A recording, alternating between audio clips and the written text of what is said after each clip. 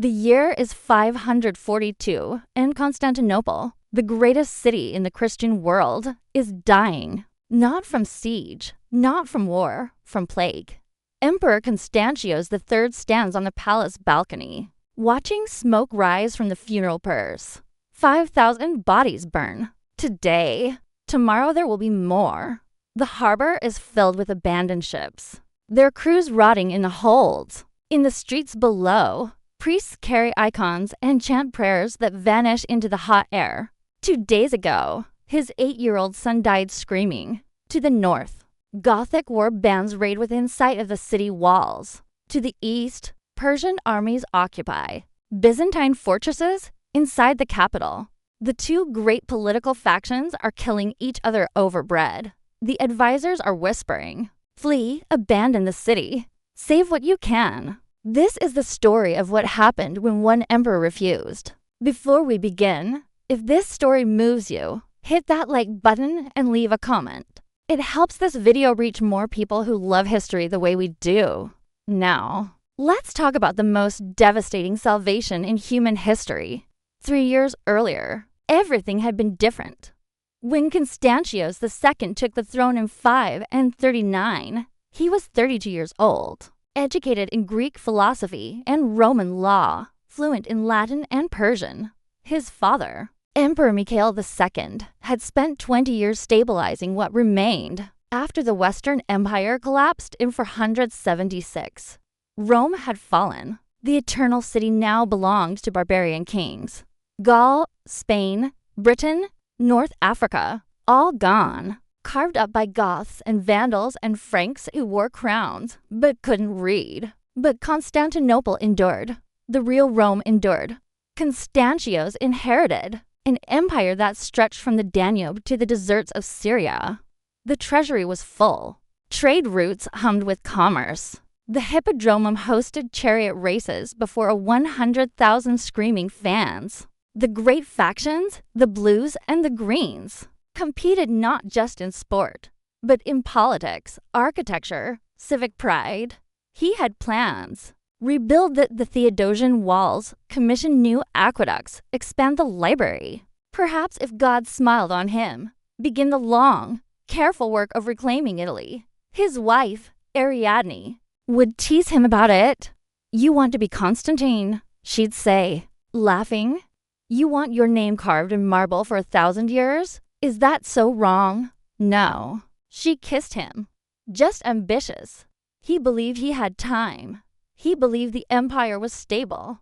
He was wrong. In the spring of 541, the Danube River froze solid. It hadn't frozen like that in living memory. But that year, the winter stretched long and bitter, and the ice grew thick enough to bear the weight of an army.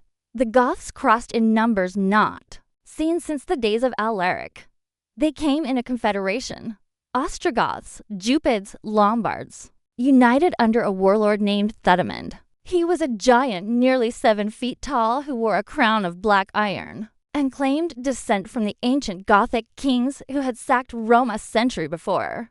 The Byzantine frontier garrisons were commanded by General Philippos, a capable officer. But aging, slow. He had spent 20 years manning the Danube forts in peacetime. He was not ready for this. The Goths hit the border towns like a hammer.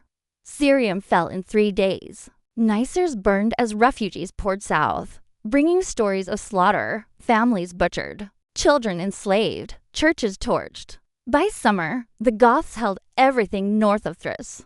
By autumn, their raiding parties were visible from the walls of Constantinople itself. Constantius stood on those walls and watched smoke rise from villages he'd never be able to protect. He felt the weight of it.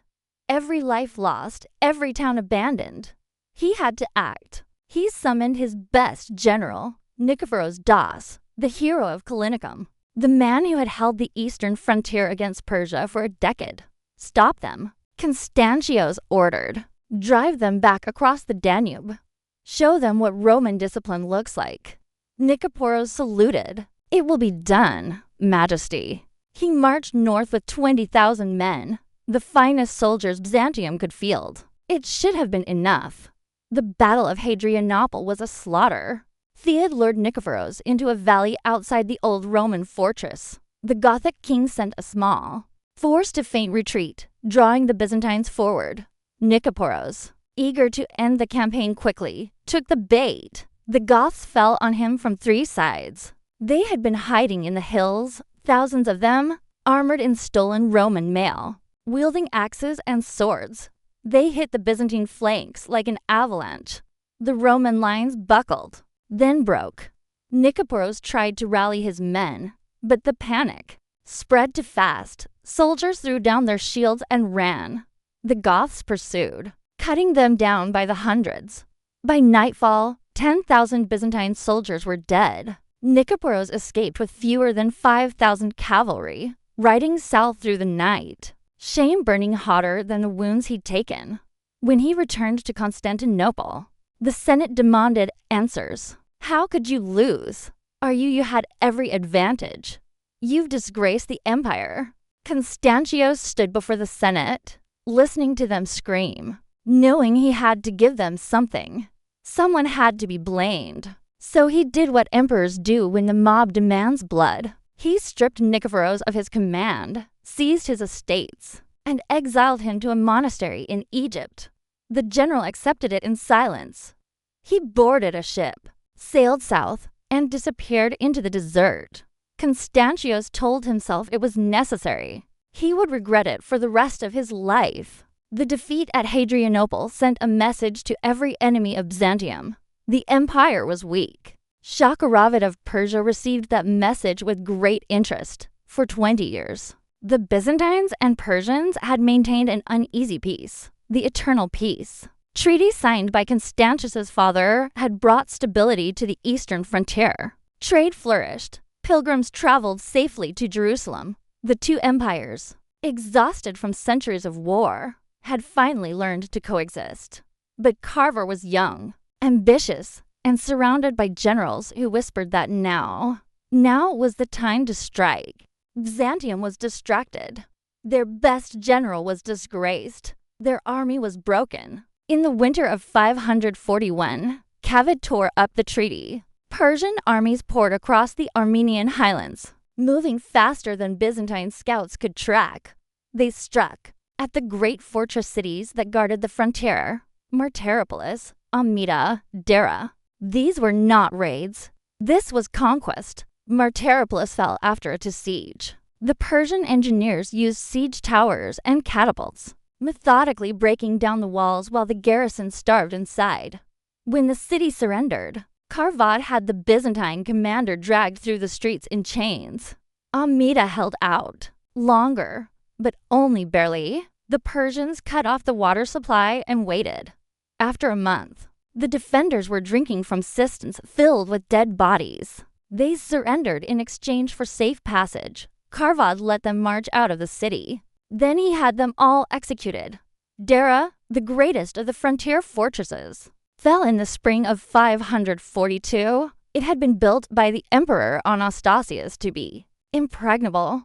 Triple walls, deep moats, underground supply tunnels. The Persians took it in 6 days. Constantius, desperate, sent envoys to negotiate. He offered gold, territory, trade concessions, anything to stop the bleeding. Cavid sent the envoys back without their tongues. The message was clear. There would be no peace, not until Byzantium was broken. And then in the summer of 542, the ships came from Egypt. They were grain transports, the same ships that fed Constantinople every season. The dock workers unloaded them as they always did. Sacks of wheat, jars of oil, emphatic rats. Within 2 weeks, people started dying. It began in the harbor district. Dock workers, sailors, prostitutes. They developed fevers, chills, swelling in the neck and groin. The swellings turned black, hard as stones. Most died within 3 days. At first, the city physicians thought it was just a bad outbreak of some seasonal illness. They prescribed the usual remedies: bloodletting, prayer, herbal spices. Nothing worked. The plague spread. It moved through the slums first. The packed tenements where families lived 10 to a room. Then it jumped to the wealthy districts. Senators died in their marble villas. Bishops died saying mass. Soldiers died on the walls. 5,000 bodies a day. Then 10,000. The city ran out of grave space. They began burning the dead in massive PS outside the walls. The smoke was visible for miles. A black column rising into the sky like a beacon of death. The stench was unbearable. Burning flesh mixed with the incense the priests used to try to cover it. The smell seeped into everything. Clothes, hair, food. You couldn't escape it. Ships sat abandoned in the harbor, their crews rotting below. Deck markets closed. The forums emptied. The hippodrome where 100,000 people once roared for the chariots stood silent. The blues and the greens stopped their games. There was no one left to cheer. In the palace, servants moved like ghosts. They wore cloths soaked in vinegar over their faces. But it didn't help. They died anyway. Constantius walked through rooms where his advisors used to argue and found them empty. The men who had filled those chairs were dead, burned, gone. The empire was dissolving. Constantius kept his son isolated in the private quarters of the palace. Theodosius was 8 years old, bright-eyed, quick with languages. He loved horses and spent hours in the palace stables, brushing their mans and feeding them apples. Constantius had been training him to rule, teaching him Latin and Persian, walking him through the throne room, explaining how the Senate worked, how the church worked, how the factions worked. One day, Constantius would say, "All of this will be yours." Theodosius would grin. "Will I be a good emperor? You'll be better than me." But the plague didn't care about bloodlines. It came for the boy in late August. He woke up with a fever. By noon, the swellings had appeared, one on his neck, two in his groin. By evening, he was screaming. Ariadne sat with him, holding his hand, singing the lullabies she used to sing when he was a baby. Constantius paced outside the room, listening to his son's cries, feeling utterly powerless. The physicians tried everything. They bled him, prayed over him, applied hot picuses to the swellings. Nothing worked. On the third day, Theodosius stopped screaming. He looked at his father with glassy eyes and whispered, "Papa, it hurts." "I know," Constantius said, his voice breaking. "I know."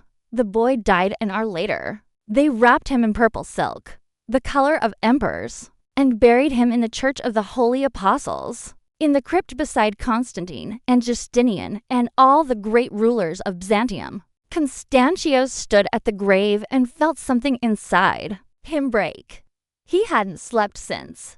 His hands shook, his eyes were hollow, and the plague kept burning, and the Goths kept raiding, and the Persians kept advancing. And Constantius stood in the palace and wondered how much more he could lose. Before there was nothing left, the throne room of the Magnar Palace felt like a tomb. It was late summer, 542. Outside the pie is burned. Inside, Constantius sat on the throne, staring at a map spread across the table before him. It might as well have been a map of wounds. To the north, Thrace, colored in black ink. Gothic-occupied territory, lost. To the east, Mesopotamia, Syria, Armenia, darkened, Persian. Occupied, lost. Around Constantinople itself, a shrinking circle of loyalty. A few coastal cities. A few islands. That was all that remained of the Roman Empire. His advisors stood around the table in silence. There was nothing to say. Every strategy had been tried. Every reserve had been spent. General Baradas, commander of the city garrison, cleared his throat. "Majesty, the walls are undermanned. If the Goths press an assault, they won't." Constantius said quietly, "They don't need to. They can just wait." And the Persians are doing the same. Silence. Then Kalinos, the Grand Chamberlain, stepped forward. He was a eunuch, soft-spoken, careful with his words. He'd served 3 emperors and survived them all by knowing when to speak and when to stay silent. He spoke now. Majesty, he said softly. There are options. Constantius looked up. Options. Kallinos gestured to one of his assistants who unrolled a smaller map. This one showing the western Mediterranean. There are ships prepared in the harbor. Kallinos said trees fast stocked with provisions, gold documents. Constantius frowned. What are you suggesting? If the situation becomes untenable, we could evacuate the court to Carthage or Syracuse. The western provinces remain loyal. You could rule from flee. The word didn't come from Constantius. It came from the woman standing beside the throne, Ariadne, Augusta, Empress of the Romans. She was small, barely 5 feet tall, but when she spoke, the room went silent. She stepped forward now, her dark eyes fixed on Kallinos. You speak of fleeing, she said, her voice low and dangerous. As if this city were a code we could simply shrug off. Kallinos stammered. Your Majesty, I only meant, you meant that we should abandon Constantinople, abandon the people who have prayed for deliverance, abandon the city of God. She turned to Constantius. Is that what you wish, husband? Constantius didn't answer immediately. In truth, he had been thinking about it every night, lying awake, staring at the ceiling. The weight of failure pressed on him like a stone. His son was dead. His armies were broken. His empire was dying. What if fleeing was the only rational choice?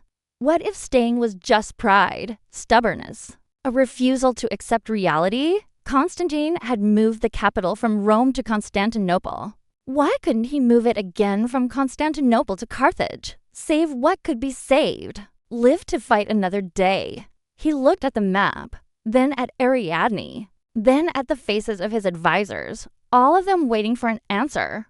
I need time, he said finally. Ariadne's jaw tightened, but she said nothing. The meeting ended that night. Constantius walked the palace halls alone. He passed servants who bowed but wouldn't meet his eyes. He passed chapels where priests knelt in prayer, their voices hoarse from hours of chanting.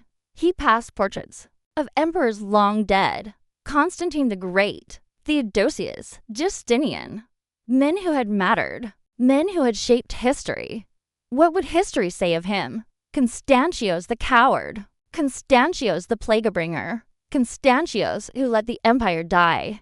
He stopped in front of it, a portrait of Constantine, the first Christian emperor, the man who had founded this city, who had moved the heart of Rome to the east. Constantine had faced impossible odds, civil wars, pagan emperors, enemies on every side, and he had won.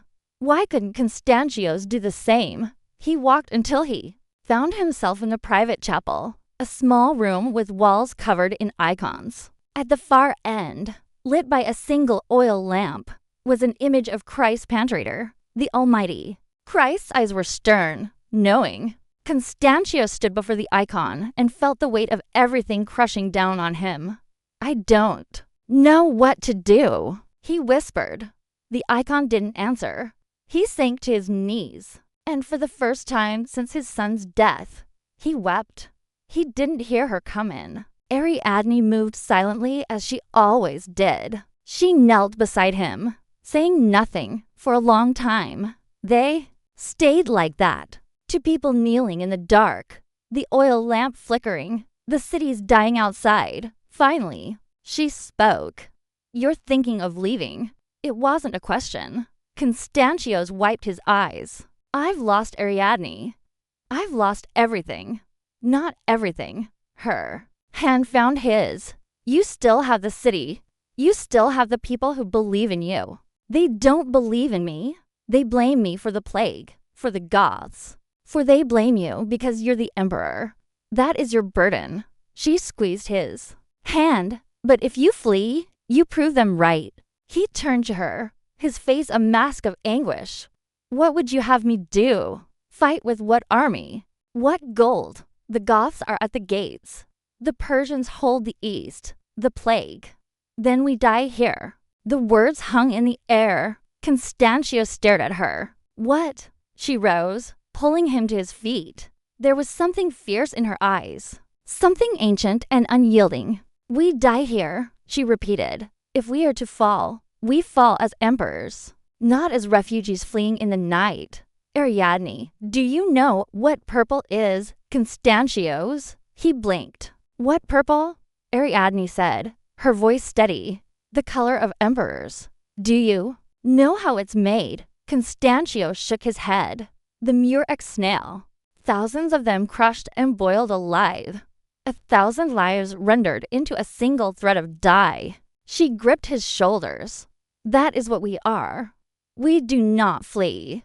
We do not hide. We are emperors, and if we are to fall, we fall wrapped in purple. We die as what we are. He stared at her, something shifting in his chest. And if we don't fall, he asked quietly. She smiled, a small, dangerous smile. Then we make them regret they ever challenged us. The words hit him like cold water. For weeks he'd been paralyzed, drowning in grief and fear, watching the empire crumble, and doing nothing because nothing seemed possible. But Ariadne was right. If he fled, he'd prove every whisper true, every accusation, every doubt. He'd be the emperor who abandoned Constantinople, the emperor who let Rome die. But if he stayed, if he fought, even if he lost, he'd lose with honor. He'd die defending his people, not running from them. And maybe, just maybe, he wouldn't lose. Constantius took a breath. You're right, he said. Ariadne's eyes widened slightly. I am. Yes. He straightened, feeling something harden inside him. We stay. We fight. Good, but first, he said, his voice growing stronger. We need to secure the city. She nodded. The factions, the blues and the greens are tearing each other apart. If we don't stop them, the city will collapse from the inside before the Goths ever get here. What do you propose? A gathering in the Hippodromum. I'll address them directly. Ariadne frowned. That's dangerous. If the crowd turns on you, then they turn on me. But I have to try. He looked at her. Will you stand with me? She smiled. Always. He leaned down and kissed her long and deep, the kind of kiss that felt like a vow. When they pulled apart, she touched his face. We're going to die, aren't we? She whispered. Probably. Good. I'd rather die beside you than live without you. He held her close, feeling her heartbeat against his chest. And for the first time in weeks, he felt something other than despair. He felt resolve. The plague would keep burning. The Goths would keep raiding. The Persians would keep advancing. But Constantius would not run. He was the emperor of Rome. And if Rome was going to fall, it would fall fighting. Before we continue, what would you have done? Stayed and fought impossible odds or fled to save what you could? Let me know in the comments. And if you're invested in this story, hit that subscribe button. There's so much more history like this waiting to be told. Now, let's talk about how Constantius saved his city. The plague had done more than kill. It had shattered the city's social order. With so many dead, inheritances were disputed. Properties sat abandoned, entire families wiped out, leaving houses, shops, warehouses unclaimed. The blues and the greens, the great civic factions that dominated Constantinople's political and social life, saw opportunity. For decades, they had competed in the Hippodromum, fielding chariot teams, sponsoring public works, rallying supporters. But they were more than sports clubs. They were political machines, each with thousands of loyal members, their own militias, their own power bases.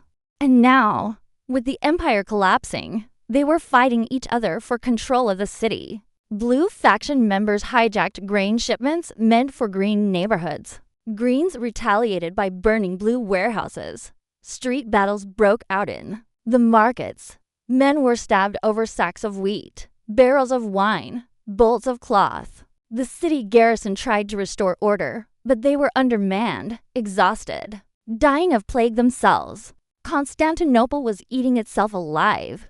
Constantius knew that if he didn't act, the city would collapse before the Goths ever breached the walls. He needed to unite the factions, or at least force them to stop killing each other long enough to survive. So he did something no emperor had done in a century. He called them to the Hippodromum. The Hippodromum of Constantinople could hold 100,000 people. On the day Constantius summoned the factions, fewer than 10,000 came. The plague had taken the rest. They gathered in the empty arena, blues on one side, greens on the other, glaring at each other across the sand where chariots used to race. Constantius descended from the Cathama, the imperial box, and walked out onto the floor. He wore full imperial regalia, purple robes edged in gold, the crown of Constantine on his head, the scepter of office in his hand. Beside him, to the shock of everyone present, walked Ariadne. Empresses did not address the mob, but Ariadne had never been a traditional empress. Constantius stopped in the center of the arena and looked up at the crowd. His voice echoed in the vast space. "I know you suffer," he said. "I know you grieve. I grieve with you." Silence. "But this city will not fall to chaos. We will endure, and those who stand with me will be rewarded." He let the sentence hang. "Those who stand against me will not." For a moment, no one spoke. Then from the green faction, a voice shouted, "You brought the plague. You let the Goths through. Why should we follow a cursed emperor?" Murmurs of agreement rippled through the crowd. Constantius felt the moment slipping. He opened his mouth to respond, and Ariadne stepped forward. "You call him cursed." Her voice cut through the murmurs like a blade. The crowd went silent. She walked to the edge of the sand, looking up at the thousands of faces staring down at her. "You call him cursed. Then what are you?" She pointed at the blues. "You who loot your neighbors' homes while they burn with fever." She pointed at the greens. "You who knife each other in the dark over a sack of grain." Her voice rose. "For the plague is God's test. The Goths are our trial. And you are the anvil upon which we will be forged or broken." She paused. "So choose." The silence stretched. No one moved. Then slowly a man in blue faction colors stepped forward. He walked down the steps, crossed the sand, and knelt before Constantius. Then another, then a dozen, then 100. Within minutes, the Hippodromum floor was covered with kneeling figures, blues and greens together, heads bowed, waiting for their emperor's command. Constantius exhaled, his heart pounding. He raised his scepter. "Go home," he said. "Feed your families, protect your neighbors, and when I call, you will answer, 'Yes, Majesty.'" They said in unison. The factions dispersed. The city was his for. Now, that night, Constantius sat alone in his study. A single candle burned on the desk. Outside, the pies glowed in the darkness.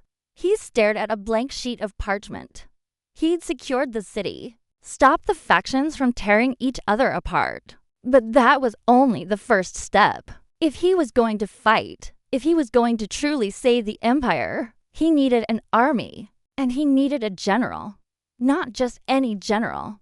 The best, the man he'd exiled to Egypt. Constantius picked up the quill, dipped it in ink, and began to write. "Nicoros Ducas, I wronged you." He paused, the words feeling inadequate.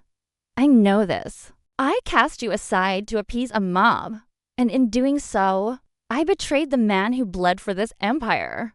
The Goths hold the north. The Persians hold the east. The plague holds the city. If you do not return, we will fall. I'm asking you now, not as your emperor, but as a man who has run out of options to come back. If you do return, I will give you anything. Command of the armies, gold, titles. My apology, carved in stone. If you wish, save us. Nicoporos, please. Constantius." He read it over twice, then sealed it with wax and pressed his signet ring into the seal. He called for a courier. "Take this to Alexandria," he said, "to the monastery of St. Anthony in the desert. Find General Nicoporosdus. Give it to him directly. No one else. The courier bowed. Yes, Majesty. And take the fastest ship in the harbor. It will be done. The courier left. Constantius sat back in his chair, staring at the candle flame. He had no idea if Nikephoros would come. The man had every reason to refuse. To stay in his monastery, tend his garden, pray his prayers, and let the empire that had betrayed him burn. But Constantius had to try. He had nothing left to lose. 6 weeks later in late autumn, a single ship docked in the harbor of Constantinople. A man disembarked. He was in his mid-50s, his beard gray and unkempt, his face lined with sun and wind. He wore the simple brown robe of a monk tied with a rope belt. His hands were calloused from manual labor, but his eyes, sharp, cold, calculating, were the eyes of a man who had commanded armies. Nikephoros Doukas had returned. Word spread quickly. By the time he reached the palace gates, a crowd had gathered. People whispered, pointed, stared. Some remembered him as the hero of Calinum. Others remembered him as the general who had lost at Hadrianople. He ignored them all. He walked through the gates, through the courtyards, through the halls until he reached the throne room. Constantius was waiting. The two men stared at each other. For a long moment, neither spoke. Then Constantius descended from the throne. He walked across the marble floor until he stood directly in front of Nikephoros. I was wrong, Constantius said. Nikephoros raised an eyebrow. Yes, you were. I need you. I know. Will you help me? Nikephoros didn't answer immediately. He looked around the throne room, at the empty chairs where advisors used to sit, at the map spread across the tables, at the exhaustion etched into the emperor's face. Finally, he spoke. What do you offer? Everything, Constantius said. Command of the armies, a free hand, no interference from the Senate or the church. You fight as you see fit. And if I lose again, then we lose together. Nikephoros considered this. Then he stepped forward and knelt, not in submission, but in covenant. I will save your empire, Majesty, he said quietly, but you will owe me a debt that can never be repaid. Constantius placed a hand on his shoulder. I know, good. Nikephoros rose. Now, he said, show me what we're working with. Nikephoros spent the next 2 weeks walking every inch of Constantinople. He inspected the walls, counting the soldiers on duty, noting where the defenses were weakest. He visited the granaries, calculating how long the food would last. He toured the armories, examining the quality of the weapons and armor. He interviewed scouts who had returned from Gothic and Persian territory. He interrogated deserters. He studied maps until his eyes burned. His conclusion was grim. He presented it to Constantius in the war room. We cannot win a defensive war, Nikephoros said bluntly. The Goths can wait us out. The Persians can starve us. If we sit behind these walls, we die slowly. Constantius leaned forward. Then, what do you suggest? Offense. The word hung in the air. We strike first. Nikephoros continued. Hard and fast. Force them to react to us instead of the other way round. Strike where? East. The Persians. Nikephoros pointed to the map. Shakavad has overextended. He seized a dozen cities, but he's spread his forces thin, trying to garrison all of them. His supply lines run hundreds of miles back to Cartespan, and the Goths will still be here when we return. Nikephoros tapped the map. Thudund is a raider, not a conqueror. He'll loot and burn, but he won't take Constantinople. Not without siege. Engines, not without the patience to starve out a city this size. You're gambling. Nikephoros met his eyes. I'm winning or trying to. Constantius took a breath. What do you need? 15,000 men, cavalry mostly, fast and mobile. We'll hit the Persian garrisons before they can consolidate. 15,000. Constantius shook his head. We don't have that many. Then we recruit every able-bodied man who can ride, every mercenary we can hire, And gold. Nicephorus smiled, a thin, mirthless smile. How much is in the treasury? Almost nothing. The plague. We've been paying for burials, feeding refugees. Then we find it elsewhere. Where? Nicephorus looked at him steadily. Melt the churches. The patriarch of Constantinople was a man named Maius, elderly and pious, with a voice that could fill a cathedral. When Constantius summoned him and explained Nikos's plan, Maius went pale. You cannot, he cried. The sacred vessels, the icons, the reliquaries blessed by saints, will mean nothing if the empire falls. Constantius interrupted. His voice was hard. The weeks of decision-making had changed him. He was no longer the grieving father, the paralyzed ruler. He was an emperor at war. God gave us gold to use, Constantius said, and we will use it to save his city. Mina stammered. But the people will see it as sacrilege. The people will see it as survival, Ariadne said, stepping forward. And they will thank us when the Persians are driven back. The patriarch looked between them, his face anguished. Finally, he bowed his head. As you command, Majesty.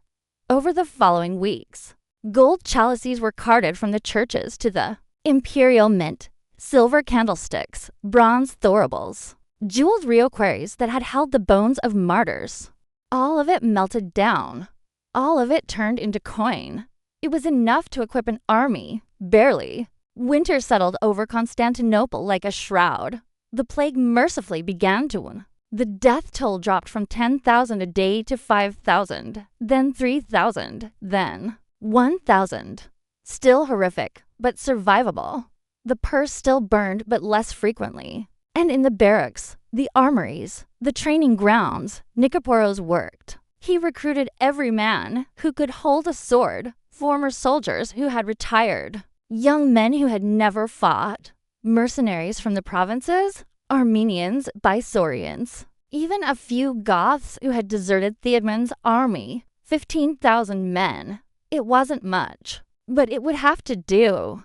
Nicephorus drilled them relentlessly, formation fighting, cavalry charges, archery. He worked them from dawn to dusk, ignoring their complaints, pushing them harder every day. You think this is hard? He'd shout.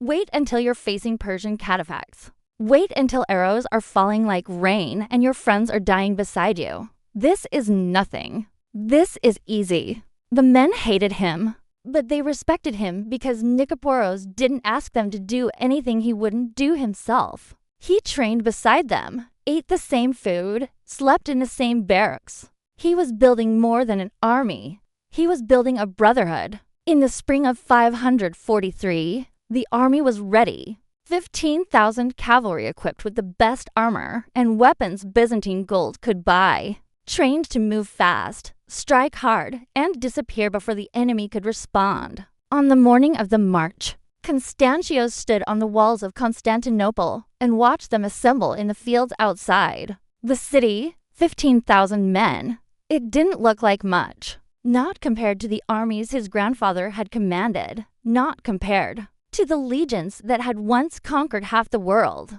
But it was all he had. Nicephorus rode to the front of the formation, turned his horse, and looked back at the city. Constantius raised his hand in salute. Nicephorus returned it. Then he gave the order.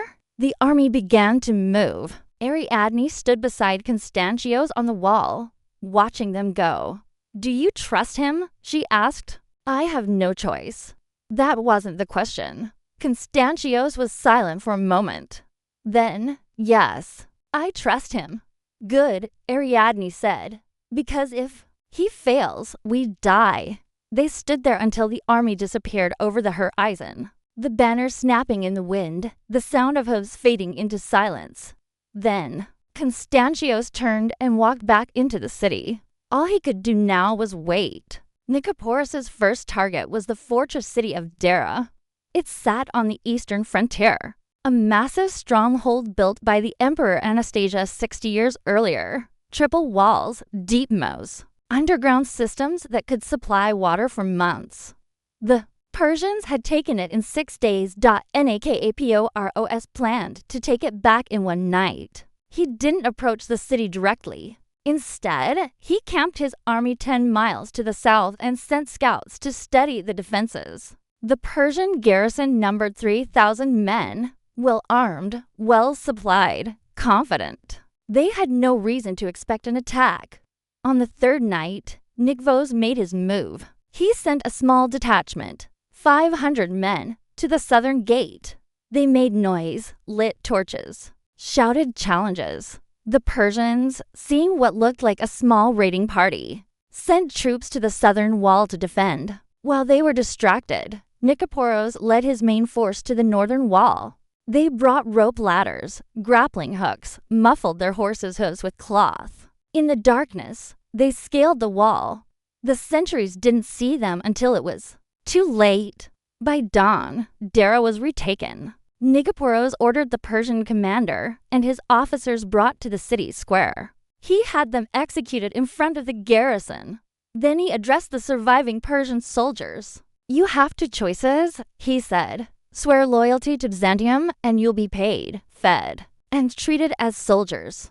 Refuse and you'll be sold as slaves." Most swore.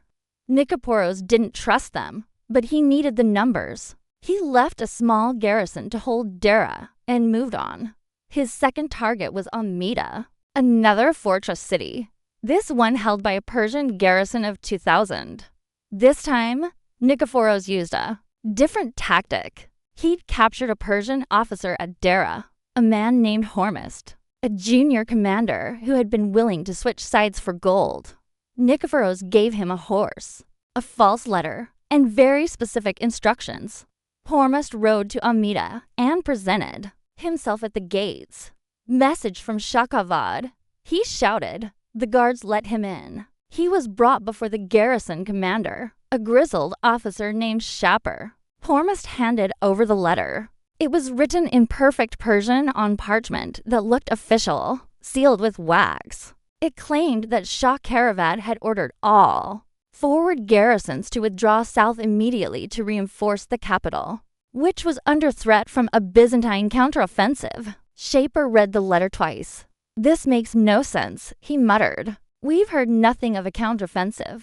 "That's because it's moving fast," Orm said smoothly. "The Byzantines are using cavalry, hitting supply lines. The Shah wants all garrisons consolidated before they're picked off one by one." Shapur hesitated. But the letter looked real, and the seal looked real. And if the Shah really had ordered a withdrawal, and Shapur ignored it, "Prepare the men," he said finally.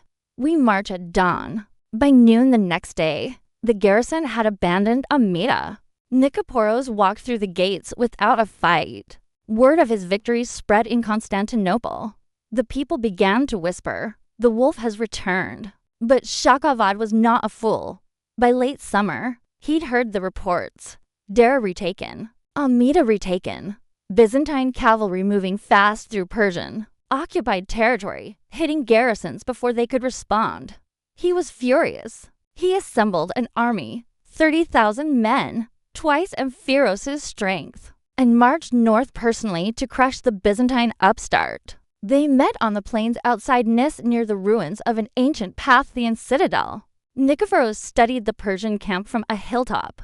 30,000 men, heavy cavalry, siege engines, supply wagons stretching for miles. He couldn't win a straight fight, so he didn't plan to fight straight. He waited until nightfall. Then he handpicked 500 of his best riders, men who had proven themselves at Dar and Amida, men who could move silently and strike without hesitation. "We're going to ride into that camp," Nicephorus told them. "We're going to kill as many officers as we can, set as many fires as we can, and then we're going to vanish." One of the riders, a young Armenian named Vardan, frowned. "And if we're caught, then we die," Nicephorus said simply. "But we'll die having terrified the Shah of Persia, and that's worth something." They rode out at midnight. The Persian camp was sprawled across the plain, thousands of tents lit by cook fires. Sentries walked the perimeter, but they were lax. The Persians had no reason to expect an attack. They outnumbered the Byzantines 2-1. Nicephorus led his riders in a wide circle approaching from the east where the camp's edge met a dry riverbed. They dismounted, left their horses with handlers, moved on foot, silent, deadly. They slipped past the sentries into the camp. Then Nicephorus gave the signal. The Byzantines erupted. They slashed tent ropes, collapsing shelters on sleeping soldiers. They set fire to supply wagons. They killed officers in their beds, stabbing them before they could cry out. Chaos spread. Persian soldiers stumbled out of their tents, half-dressed, confused, shouting questions that no one could answer. And in the center of the camp, Nicephorus found the Shah's tent. It was enormous, made of silk, hung with golden lanterns. He cut through the entrance. Inside, Shakavad was scrambling for his armor, eyes wide with terror. Nicephorus crossed the tent in 3 strides and pressed his sword to the Shah's throat. "Tell your men to go home," Nicephorus whispered. "Or next time, I won't be merciful." Then he turned and vanished into the night. By morning, the Persian camp was in chaos. Cad, humiliated and terrified, couldn't restore order. He ordered a retreat. Nicephorus pursued. He harried the Persians all the way to the Tigris, capturing supply wagons, taking prisoners, killing stragglers. By autumn, the eastern frontier was restored. News of Nicephorus's triumph reached Constantinople in October. A merchant ship arrived first carrying rumors, then a military courier with official dispatches, then refugees returning from the eastern provinces bringing first-hand accounts. Dra retaken, Amida retaken, the Persian army routed, Shakavad fleeing back to Ctesiphon, the eastern frontier restored, the city erupted. People poured into the streets weeping, laughing, embracing strangers, the blues and greens who had been at each other's throats. Just months before celebrated together in the forums, the plague had finally broken. The death toll had dropped to hundreds per day, then dozens. The pies still burned, but less frequently now. The markets reopened. Ships returned to the harbor. For the first time in 2 years, it felt like hope. Constantio stood on the balcony of the Babylon Palace, listening to the cheers echo through the city, and he allowed himself a small smile. Ariadne touched his arm. "One front secured," she said. "One to go." He nodded. The Goths remained. Fudman still held Thrace. His raiders still burned villages within sight of the walls. The northern frontier was still lost. But Nicephorus had proven something. The empire could fight back. The Byzantines weren't finished. Not yet. Nicaros returned to Constantinople in November. The people lined the streets from the Golden Gate to the palace, packed so tightly that the soldiers had to clear a path for the army to pass. They threw flowers. They wept. They chanted his name, Nicephorus, Nicephorus, Nicephorus. He rode at the head of the column on a white warhorse, his armor dented and scarred, his face weathered from months in the field. He did not smile. He did not wave. He kept his eyes forward, his expression grim as if the cheering was for someone else. Behind him, 15,000 cavalry rode in formation, fewer than had left, but hardened now, blooded, victorious. They had marched 1,000 miles, fought a dozen battles, reclaimed an empire, and now they were home. Constantios waited in the courtyard of the palace, wearing the full imperial regalia. Nicephorus dismounted, walked through the ranks of palace guards, and knelt. "The east is yours, Majesty," he said quietly. Constantios descended from the throne and raised him to his feet. "You have saved half the empire, General," he said. "Now save the other half." Nicephorus met his eyes. "The Goths will not be so easy. I know Theud is not caved. He will not flee from a night raid. He will not be bribed or tricked. If we are to defeat him, we must break him." Constantios nodded. "Then we break him." Nicephorus studied the emperor's face. Something had changed. Constantios no longer looked like the grief-stricken father who had written that desperate letter to Egypt. He looked harder, now colder. Like a man who had made peace with what he had to do. Give me the winter to prepare, Nikephoros said. In the spring, we marched north. Done. Winter settled over Constantinople once more. But this time, the city was not dying. Constantios and Nikephoros spent every day planning the northern campaign. They studied maps of Thrace, interrogated scouts who had escaped from Gothic-occupied territory, analyzed tactics at Hadrianople, looking for weaknesses. The armories worked day and night. Blacksmiths forged new blades, new spearheads, fletchers, produced tens of thousands of arrows. Tanners worked hides into leather armor. Carpenters built siege engines, ballast ones, towers. Nikephoros didn't plan to besiege Gothic camps, but he wanted Theuden to see Byzantine strength, to feel the weight of Roman might bearing down on him. He reorganized the cavalry into two distinct units. The cataphroi, heavy shock troops armored from head to toe, wielding lances and swords. They would be the hammer. The hippetoxi, lighter. Faster horse archers who could harass enemy formations and retreat before the Goths could respond. They would be the anvil. He also did something controversial. He recruited bucellari, private, retinues of soldiers loyal to individual commanders rather than the state. It was borderline illegal. The Senate had banned the practice decades ago, fearing that powerful generals would use private armies to seize the throne. The Senate protested. Constantios overruled them. We need soldiers who will fight to the death, he said coldly, not bureaucrats who will flee at the first sight of blood. The senators went quiet. Nikephoros trained the army relentlessly. He divided them into units, drilled them information fighting, taught them how to respond to orders instantly without thinking. You will not have time to think in battle, he told them. Thinking gets you killed. You will move as one body. You will strike as one fist, and you will break the Goths because you are better than them, faster, smarter, stronger.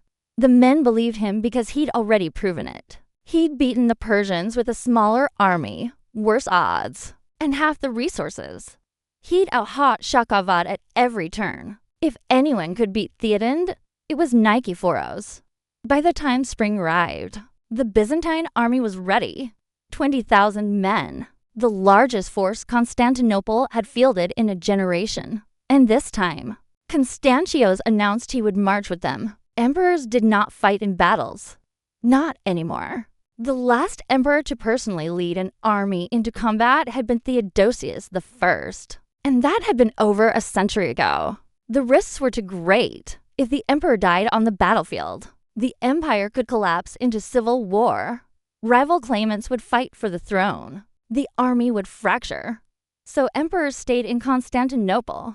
They commanded from the palace. They sent generals to do the fighting. But Constantios was not a normal emperor. He had watched his empire crumble, watched his son die, watched his people burn. He had begged Nike for us to return, had given him total command, had melted the churches to fund the war. And now, with the final campaign about to begin, he refused to sit behind safe walls while his soldiers died. When he announced his decision to the Senate, they were horrified. Majesty, this is madness. You risk everything. If you fall, the empire falls with you. The patriarch warned of dire omens, dreams of eagles falling from the sky, signs in the stars. Constantios listened to it all in silence. Then he stood. If I ask my soldiers to die, he said quietly, I must be willing to die beside them. He walked out of the Senate chamber. The decision was final. On the morning of the march, Ariadne helped him don his armor. It was gilded, ornate, covered in engravings of saints and emperors, beautiful, ceremonial, completely impractical for actual combat. Ariadne stepped back, looked him over, and laughed. You look ridiculous. Constantios grinned. I know. The Goths will see you from a mile away. That's the point. She stepped close. Her fingers deft as she adjusted the straps, tightened the buckles. Come back to me, she said softly. I will promise. He cupped her face in his hands, looking. into her eyes. I promise. She kissed him, fierce and desperate, the kind of kiss that felt like goodbye. When they pulled apart, her eyes were wet. Go, she whispered, before I change my mind and lock you in the palace. He touched her cheek one last time. Then he turned and walked out. She stood at the window and watched him ride through the palace gates, joining the army assembled in the fields beyond the city. 20,000 men, banners snapping in the wind, the largest Byzantine force in a generation, marching north to reclaim what had been lost. Ariadne pressed her hand to the glass. She did not cry. Empresses did not cry. But she whispered a prayer. Bring him home. The Byzantine army crossed into Thrace in early April. The land was scarred. Villages stood empty. Roofs collapsed. Walls blackened by fire. Fields that should have been green with spring crops lay trampled and barren. Orchards had been cut down for firewood. Everywhere the mark of Gothic occupation. Constantius rode near the front of the column, surrounded by his personal guard. Nicephorus had insisted on it. You want to march with us? Fine, Nicephorus had said. But you stay surrounded by 50 of my best men at all times. Non-negotiable. Constantius had agreed, but he refused to ride in the rear. He wanted the soldiers to see him, to know their emperor was with them. They passed through a village that had been burned 3 months earlier. The bodies had been cleared, but the smell lingered. Smoke and ash and death. A young soldier riding beside Constantius looked sick. First campaign, Constantius asked. The soldier nodded. Yes, Majesty. What's your name? Kairos, Majesty. From Chalcedon. Constantius looked at him. When this is over, Kairos, we'll rebuild these villages, these fields. We'll make it like it was before. Do you really believe that? Majesty. Constantius was silent for a moment. Then I have to. They rode on. Nicephorus led the vanguard, scouting ahead, searching for the Ude's main force. They found it 3 days later outside Adrianople, encamped along the Maritza River. The Gothic army was massive, 30,000 strong. A sea of tents and campfires stretching for miles. Banners bearing the symbols of a dozen clans. Nicephorus studied them. From a hilltop, his expression unreadable. Constantius rode up beside him. Can we win? The emperor asked quietly.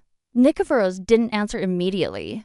Then if we're smart and lucky. Those are not reassuring odds. Nicephorus smiled faintly. No, Majesty, they are not. The battle began at dawn. Nicephorus did not wait for the Goths to organize their formations. He struck immediately while they were still waking, still pulling on armor, still trying to figure out where the Byzantines were. He sent the Hippotoxi, the horse archers, to pepper the Gothic flanks with arrows. They rode in fast, loosed their volleys, and retreated before the Goths could respond. It was harassment, provocation, forcing the Goths to deploy, to form up, to commit to battle before they were ready. Threatened, furious, ordered his men into shield wall formations. The Goths were disciplined. They'd been fighting for 2 years, winning battle after battle. They knew how to hold a line. They advanced across the plain in tight ranks, shields overlapping, spears bristling. The Byzantines waited. Constantius sat on his horse at the top of the command hill, surrounded by his guards, watching the two armies approach each other.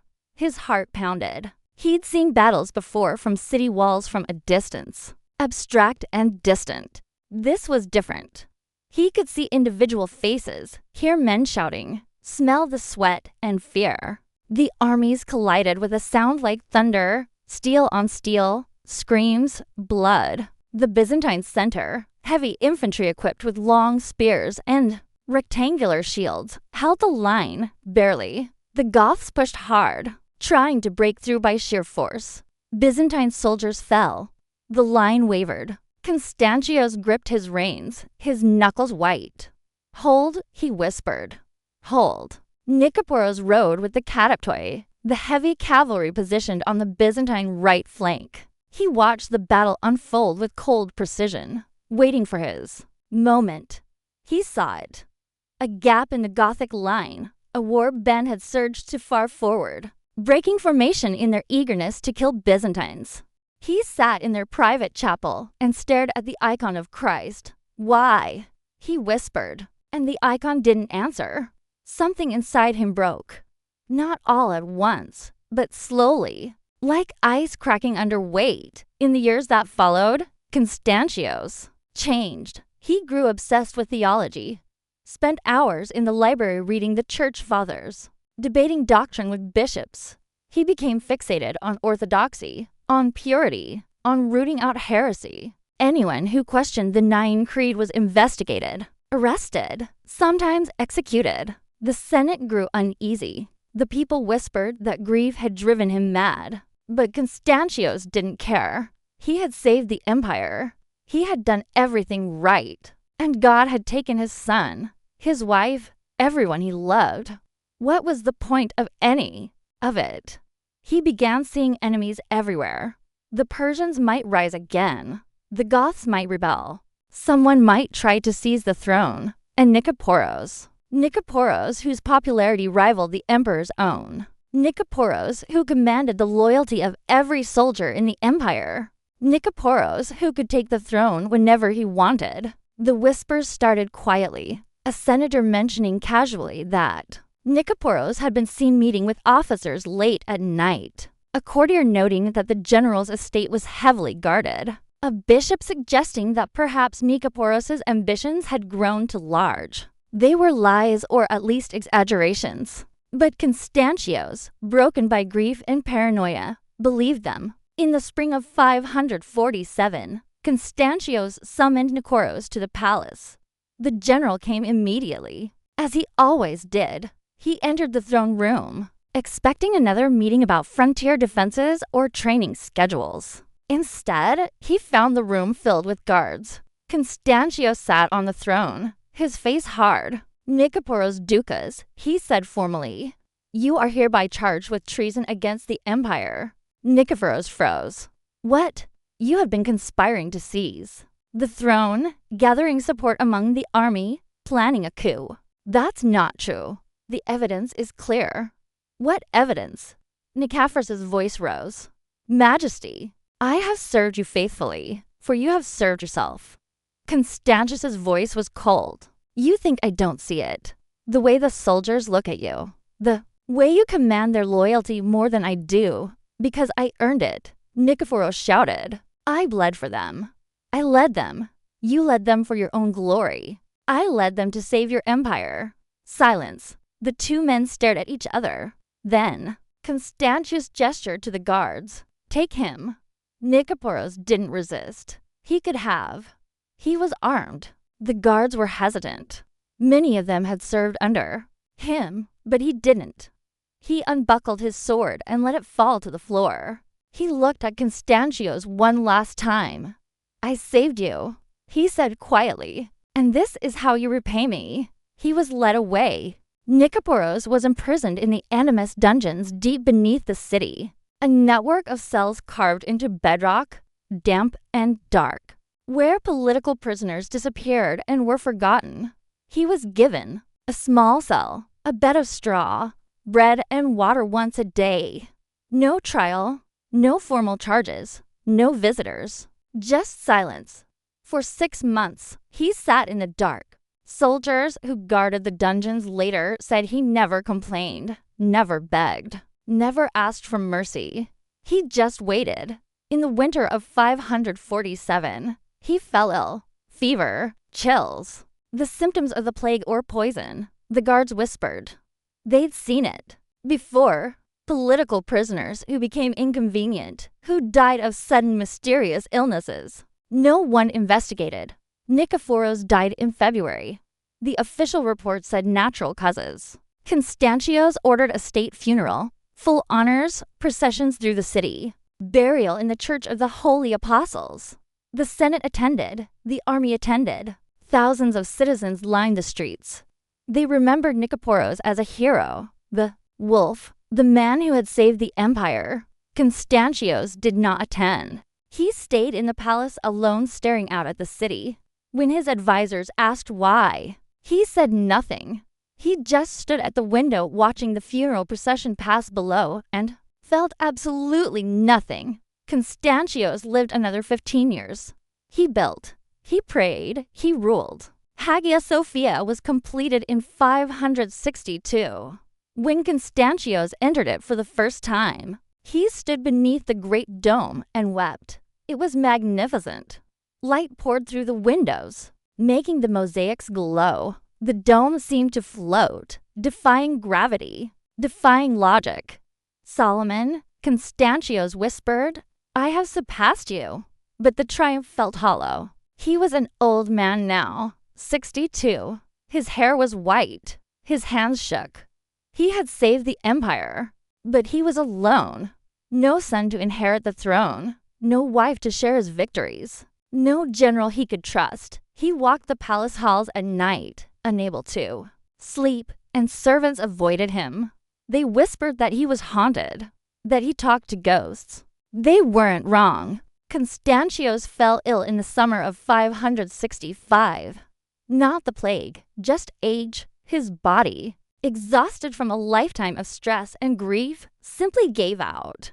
He was confined to bed, too weak to stand. The patriarch came to give him last rites. Constantius waved the prayers away. "I need to confess," he said, his voice. The patriarch leaned close. "I killed him," Constantius whispered.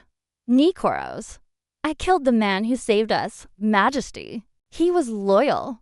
He never betrayed me, and I destroyed him because I was afraid." The patriarch murmured soothing words. "God will forgive you, Majesty."